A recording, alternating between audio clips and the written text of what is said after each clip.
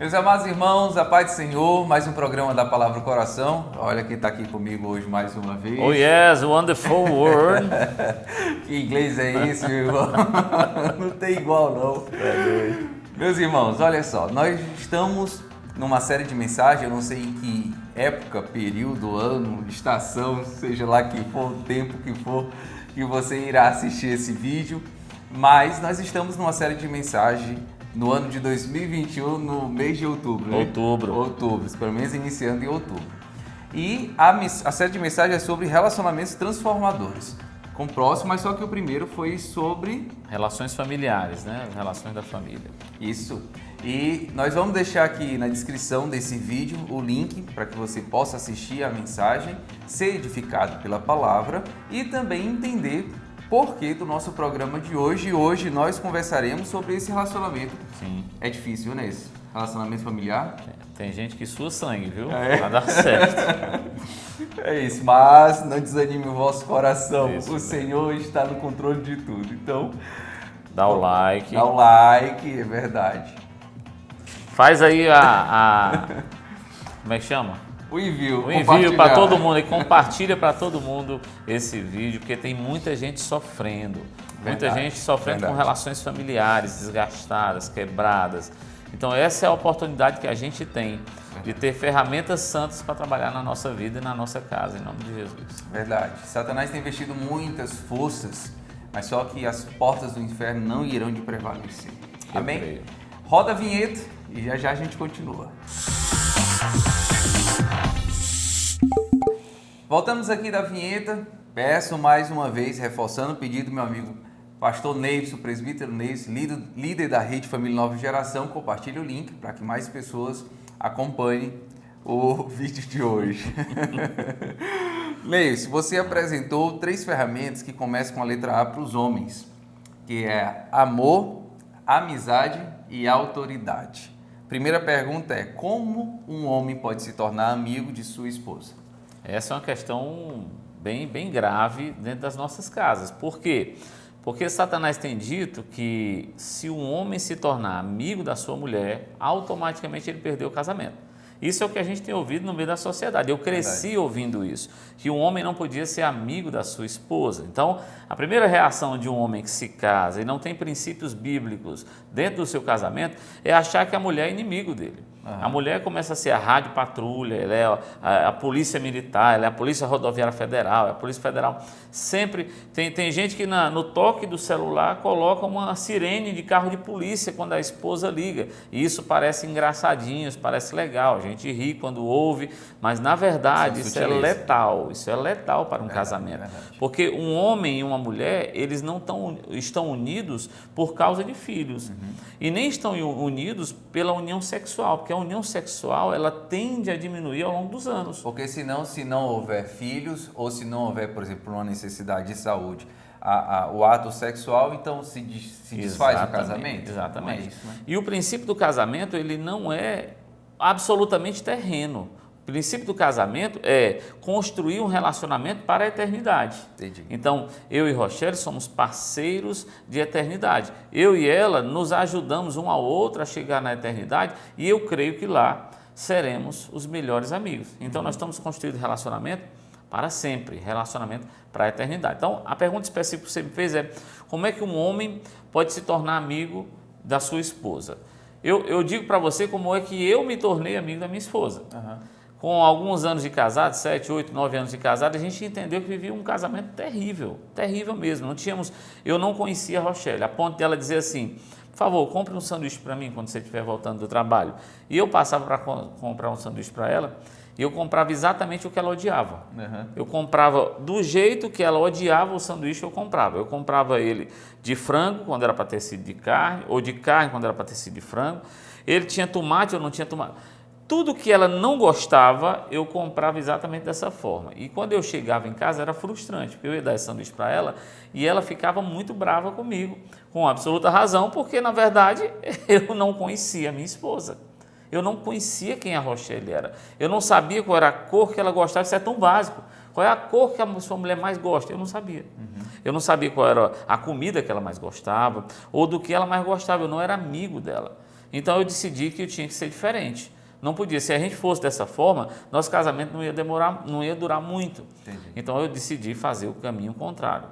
Uma das coisas que eu me lembro de ter feito foi fazer o seguinte: durante as tardes, quando eu conseguia uma folga de trabalho, eu roubava a Rochelle. Eu passava em casa e dizia: o que você está fazendo? Só eu estou lavando aqui qualquer coisa, sei lá, ajeitando qualquer coisa em casa, para tudo, bota uma roupinha de sair aí e vamos para ali. E a gente ia para um posto de combustível, pedia um cappuccino e um pãozinho de queijo lá, e a gente se sentava só nós dois nesse posto de combustível e ia inventar o que conversar, porque a gente não sabia nem o que conversar. Muitas vezes eu passava, pegava ela, ia para a beira da praia. No meio da tarde de um dia de semana, eu ia para a beira da praia, pegava a calça lá, arregaçava a calça e ia andar com ela em tempo de ser assaltado. Se hoje eu fazer isso, você é assaltado, cuidado para onde você vai. Cuidado. Mas eu fiz muito isso. Eu ia para a pracinha, me sentava, pegava um saquinho de batata frita, ou quando não tinha dinheiro, nem isso eu pegava. E a gente se sentava, e isso foi forçando entre nós um tempo de conversa. É desafiador. Desafiador, né? completamente, porque muitas dessas vezes nós voltávamos para casa brigados. Nós voltávamos para casa com muita raiva, porque nós brigávamos porque nunca conversávamos. E quando conversávamos, víamos que éramos completamente diferentes um do outro. Mas só que nós perseveramos. Mesmo com raiva, a gente deixava aquele tempo da raiva passar. E quando o tempo da raiva passava, a gente fazia de novo isso. Eu intencionalmente como homem, porque o coração da mulher é muito diferente do coração do homem. A mulher é muito sentida emocionalmente. Então ela não faria isso. Mas a expressão do amor é minha. E a expressão da amizade, ela é minha também. Eu é que tenho que estabelecer uma amizade com ela. Então esse período alongado, passaram-se algum tempo, talvez alguns anos, para que nós nos tornássemos amigos a ponto de hoje sermos tão amigos que preferimos ficar sós. Nós amamos todos, amamos nossos familiares, nossos irmãos, nossos amigos, mas nós gostamos mesmo, por exemplo, de viajar só, de estar sós, porque realmente nós somos muito parecidos hoje em dia um com o outro. Então eu posso dizer como você deve fazer baseado naquilo que eu fiz. O homem tem que estabelecer em autoridade, em amor, a amizade com a sua esposa. Perfeito. Então, não fique esperando por ela essa decisão. Ela Não é pode. nossa como homem, não é isso? Perfeito. Perfeito. Amém. Eu ouvi uma frase essa semana que fala a respeito do relacionamento, e o relacionamento de verdade ele é um grande desafio. Total. Mas vale a pena você investir num relacionamento saudável, direcionado pelo Senhor, porque é algo para a eternidade, não é nisso? Isso mesmo. Amém. Próxima pergunta é: em cima do que você falou, ou baseado no que você compartilhou com a gente, irmãos, assista essa mensagem.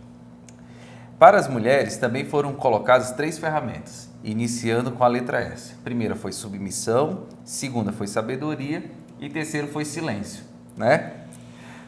Inclusive que você colocou, você botou confusão. O pessoal foi dizer que no céu não ia ter mulher, rapaz, absurdo. Você vê lá na mensagem esse negócio aí. Veja lá, mas veja com o seu coração em paz.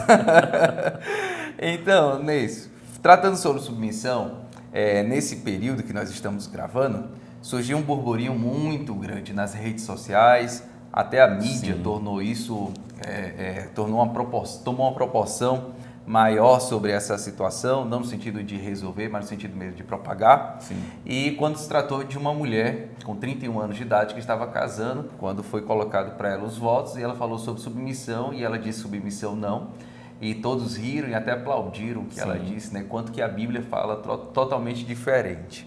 Mas, Neis, nós gostaríamos de perguntar para você o que é submissão?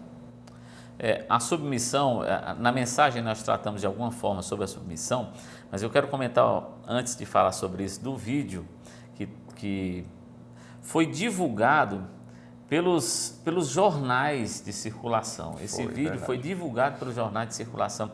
Olha a pauta que está estabelecida em nossa sociedade mundial, essa pauta é mundial. Fortaleza é só uma sequência dessa pauta mundial.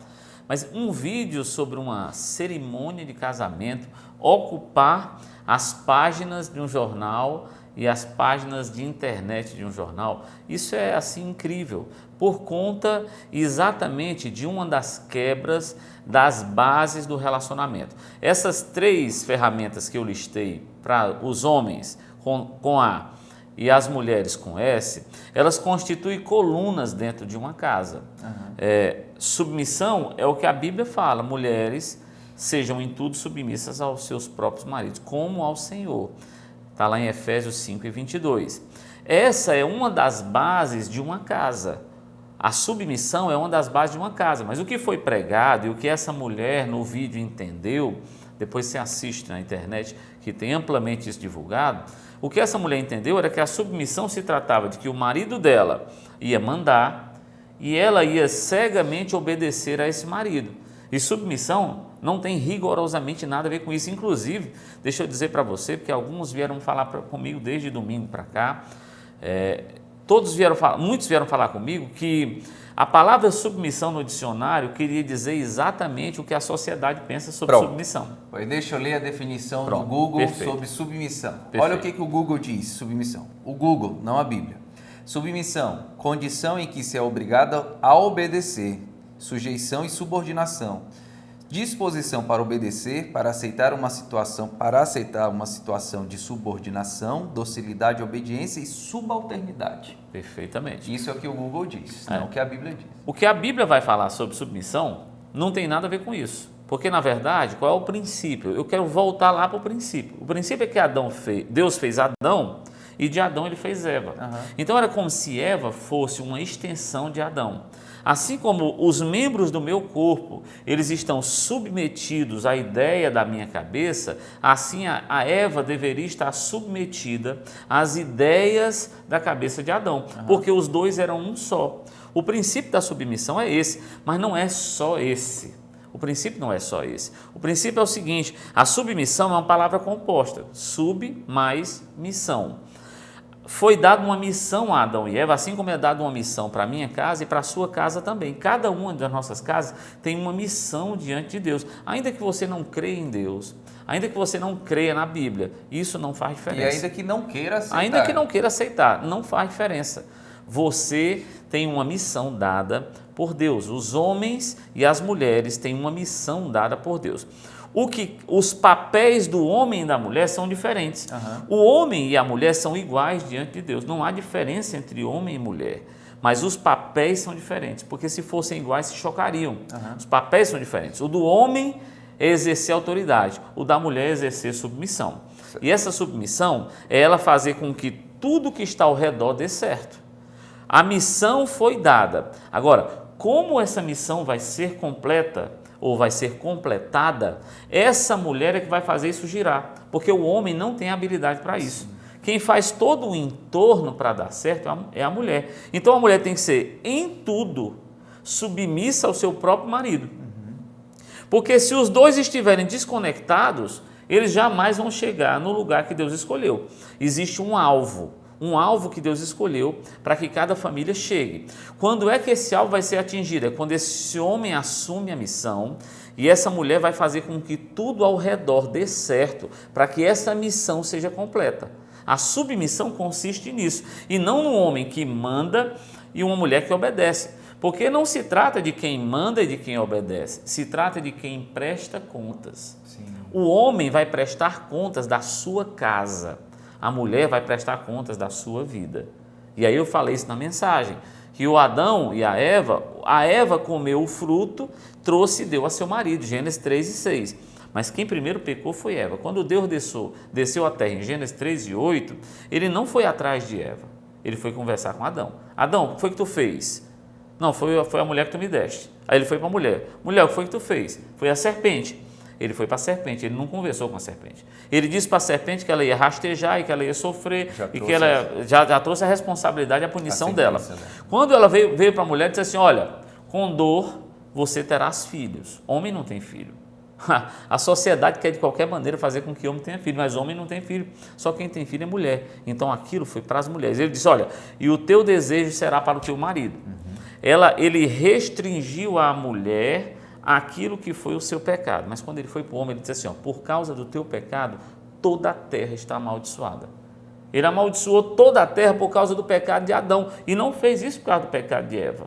Por causa do pecado de Eva, Eva e as mulheres descendentes dela sofreram. Mas do Adão, toda a terra foi amaldiçoada por causa do pecado de Adão. Então a minha responsabilidade, a minha autoridade está ligada à minha responsabilidade, à minha área de responsabilidade.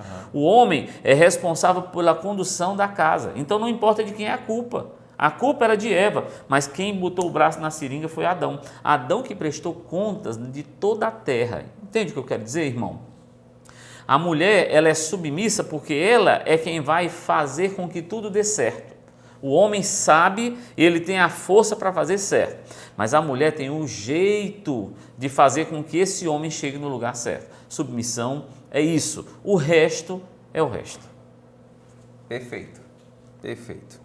Sem colocar e sem tirar. Meu Olha. amigo, você também abordou que como pais, há 3 ferramentas divididas pelas faixas etárias, de 0 a 10, a autoridade, 11 até o casamento, influência, e depois de casarem, a amizade. Eu achei isso aqui muito interessante. Sim. Você já está vivendo na fase agora da amizade, né? Já estou na terceira fase. Já está na terceira fase. Glória a Deus por isso. Amém. E assim, como nós podemos exercer autoridade com os nossos filhos? A autoridade dos nossos filhos, ela deve ser exercida na mesma proporção do que um homem deve exercer com a mulher. Como quem vai prestar conta e não como quem vai mandar. Pais, vocês têm que exercer autoridade, aí é os dois, não é mais só o homem, aí os dois têm que exercer a autoridade com os seus filhos, porque vocês vão prestar contas deles. Eu sempre falo nessa fase da nossa conversa, eu falo sobre o voto de Ana, mulher de Elcana, lá de Samuel.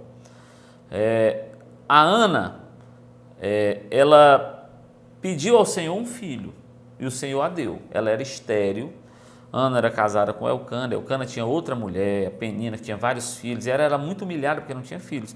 E ela pediu ao Senhor filho, ela fez um voto ao Senhor: Senhor, se tu me desse filho, eu vou devolver ele para a tua casa no tempo certo. E o Senhor concedeu esse filho, ela engravidou.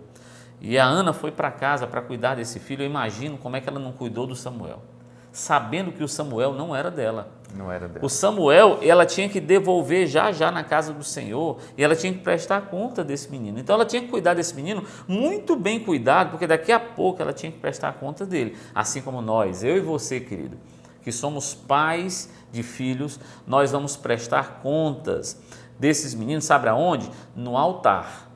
Nós vamos prestar conta, assim como a Ana prestou conta com ele, com Samuel, no altar, entregando, eu e você vamos prestar contas dos nossos filhos no altar, quando estaremos entregando nossos filhos ao casamento.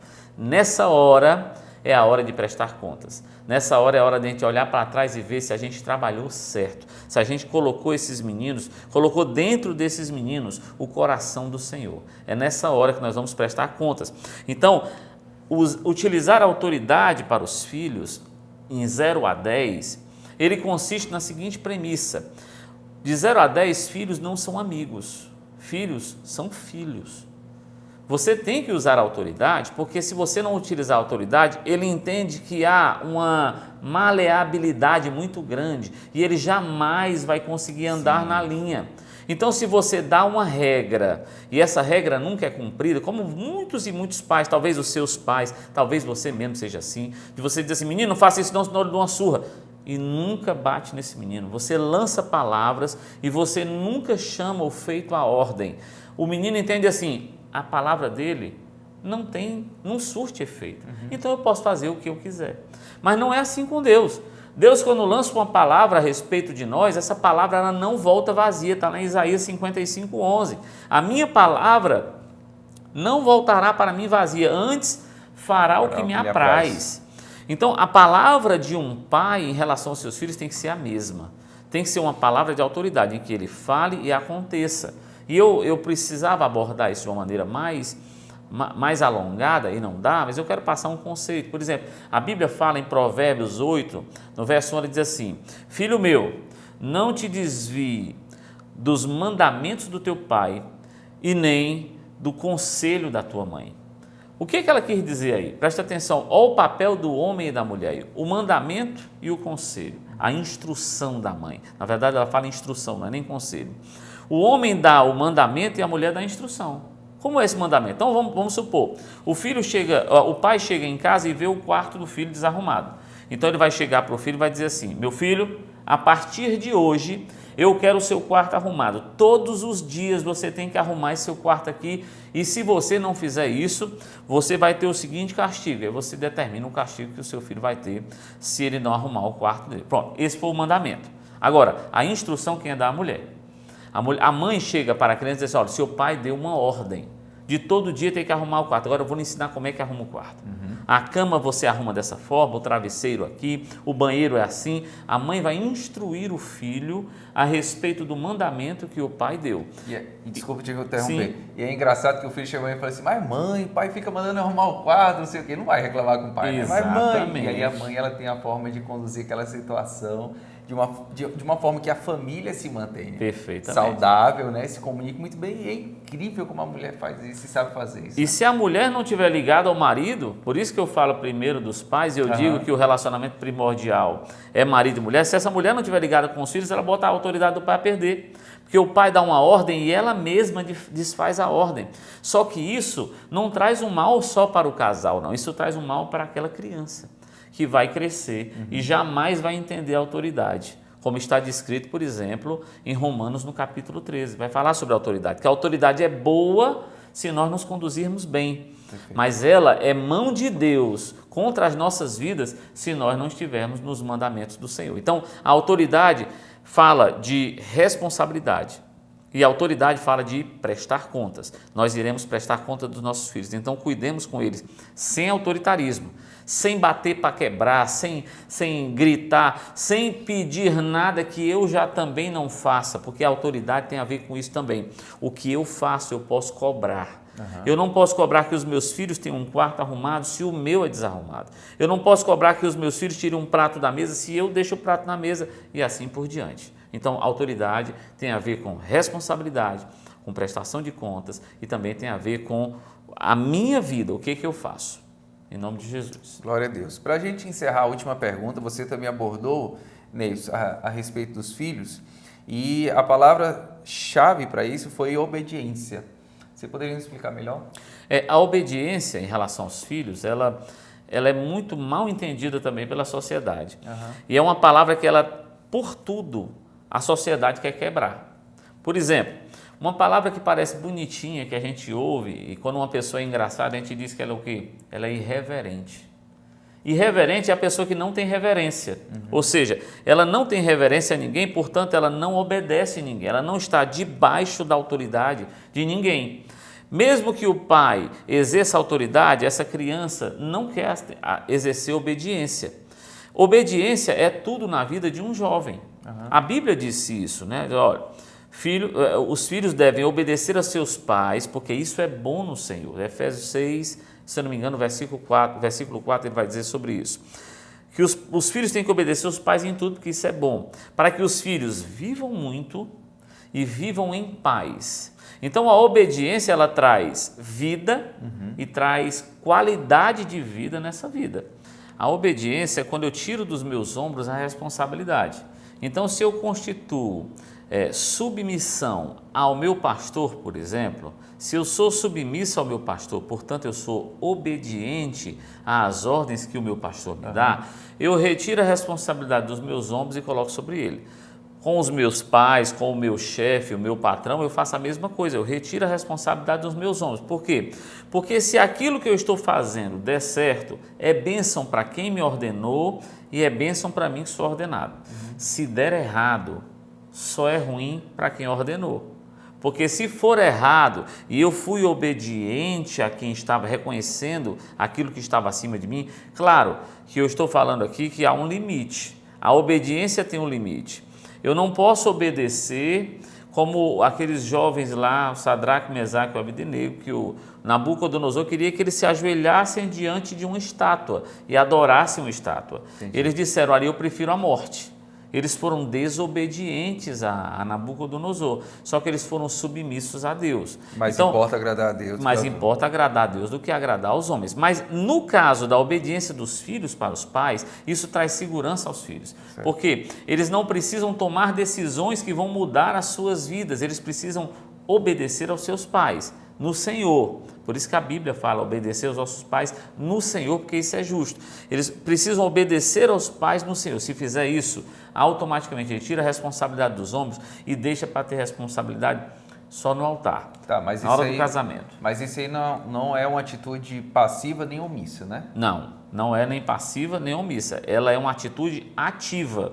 Eu tenho que ativamente tomar a decisão de ser submisso, de ser obediente aos meus pais. E aí tem um princípio que eu até listei na mensagem também, é a lei da semeadura. Se eu sou submisso e obediente aos meus pais, automaticamente eu estou dizendo que a próxima geração, estou plantando uma semente que vai ser colhida na próxima geração, de submissão e obediência dos meus filhos. Agora, se eu sou insubmisso e desobediente aos meus pais, pode esperar, querido, seus filhos farão com você isso em maior medida. Então é uma questão que você tem que olhar para hoje e tem que olhar para amanhã. Para hoje, segurança. Para amanhã, futuro. No sentido de que seus filhos serão bênção. E eles mesmos, se eles forem desobedientes a você, preste atenção, eles estão plantando uma semente pior ainda para a terceira geração, que serão seus netos. Então, em nome do Senhor Jesus, é muito rápido. Eu sou avô, eu tenho pouco mais de 20 anos de idade. Eu sou avô, rapidamente o tempo passou. Eu era adolescente outro dia e hoje sou avô. Então, o que você faz hoje tem impacto em gerações. Seja obediente hoje, você vai ter segurança hoje e as próximas gerações serão impactadas por isso. A gente, por muitas vezes, conversando com os adolescentes, eu sempre digo que a maneira como você lida em obediência aos seus pais reflete muito ao Senhor. Então, se você não consegue lidar de uma forma cristã e saudável em obediência aos seus pais, então pode avaliar que o seu coração também não vai obedecer a Deus. Exatamente. E isso é exatamente o retrato que a gente tem.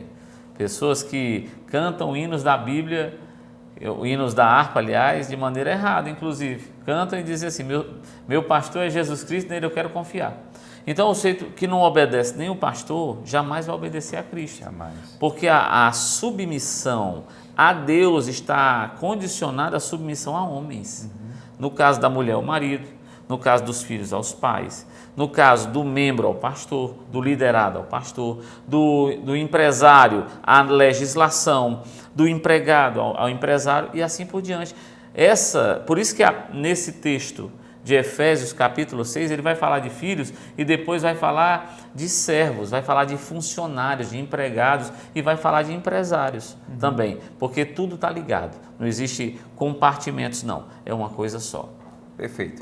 Meu amigo, para encerrar, diante de um encontro tão profundo e do coração, porque hoje nós ouvimos a mensagem domingo, ontem você pôde participar do Elo. Se você ainda não participa do Elo, participe do Elo. Sim. Que aí você pode colocar em prática e conversar com mais irmãos da nossa igreja, o que eles ouviram do Senhor, o que você ouviu, e você pode ouvir e falar e compartilhar e crescer mais. Então, se inscreva no Elo, participe do Elo e colocar em prática, ouvir, né, o que foi mencionado domingo e botar o nosso coração para trabalhar em favor de decidir viver esse relacionamento transformado familiar. É incrível como Satanás tem investido forte para destruir as nossas famílias, né, Neves? Cada conceito escondido por trás de outras coisas. Satanás sabe perfeitamente dizer algo querendo dizer outra. É verdade. Então, os filmes, a pauta, os jornais, a TV, tudo está conspirando numa mesma linha. Linha de desobediência civil, desobediência militar, desobediência política, desobediência paternal. Em todos os níveis, Satanás está tentando quebrar com as bases da sociedade. Então, eu e você temos um compromisso, dar um passo atrás e fazer a vontade do Senhor. E é incrível como essa desorganização, inclusive a gente trata até num termo político, essa desorganização política até descredibiliza todos, e na verdade não é isso, né? A gente trata que Satanás está agindo ruim, colocando pessoas com atitudes ruins, mas não é só pelo fato de ser ruim, mas também pelo fato de descredibilizar os que são bons. Sim, né? Perfeito. Mas assim, irmãos, guarde a sua casa, proteja a sua família, levante cercas de proteção, Glória a Deus. não só contra as raposas grandes, mas as raposinhas pequenas que também passam de uma forma sutil e faz destroço muito maior. Perfeito. Então, guarde a sua família em Cristo Jesus. Homens, assuma a sua autoridade como homem. Mulher, assuma o seu papel também como mulher. Protejam os nossos filhos e a nossa casa, a nossa família, né, Neilson? Amém. Glória a Deus. Quinta-feira que vem, inclusive, nós estaremos aqui repercutindo de novo a mensagem que vai ser pregada no domingo. Sim. Continuará falando sobre relacionamentos transformadores, só que agora com amigos. Olha Nós que falamos legal. sobre família e agora falaremos sobre amizades, relacionamentos e amizade. E muitos têm sofrido por isso, né? Muitos têm sofrido muito essa questão de amigos que transformam cabeça. Vai para a faculdade coopta, os amigos cooptam, muda a cabeça do cristão. Vai ter uma amizade diferente, de repente cai, está bebendo, está fazendo coisas erradas. Então nós vamos tratar sobre como ter amizades sadias e como fazer isso para influenciar os amigos que estão ao nosso redor. Quinta-feira que vem nós estamos juntos aqui, em nome de Jesus. Amém. Meus irmãos, um grande beijo para vocês. Deus abençoe. Em nome de Jesus. Até quinta. Tchau, tchau. Paz.